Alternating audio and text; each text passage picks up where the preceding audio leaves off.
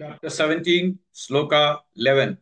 अफलाकांक्षिभिर्यज्ञः अफलाकांक्षिभिर्यज्ञः अफलाकांक्षिभिर्यज्ञः विधिदृष्टो य युज्यते विधिदृष्टो य युज्यते विधिदृष्टो य युज्यते अफलाकांक्षिभिर्यज्ञः विधिदृष्टो य युज्यते अफलाकांक्षिभिर्यज्ञः विधिदृष्टो य युज्यते अफलाकांक्षिभिर्यज्ञः विधिदृष्टो य युज्यते अफलाकांक्षिभिर्यज्ञः विधिदृष्टो य युज्यते अफलाकांक्षिभिर्यज्ञः विधिदृष्टो य युज्यते यस्तव्यमेवेति मनः यस्तव्यमेवेति मनः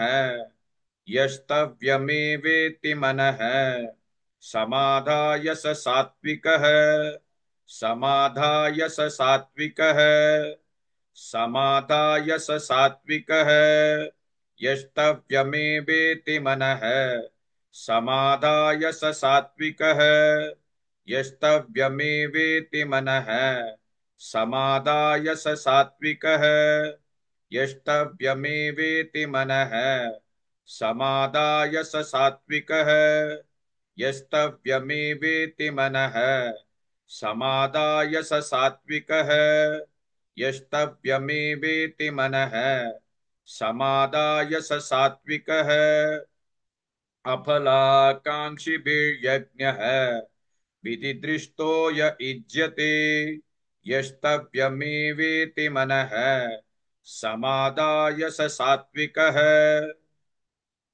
Please like and share this video because you could be instrumental in helping someone around the world recite the Srimad Bhagavad Gita, thereby helping them to have a life of unending opulence, victory and prosperity.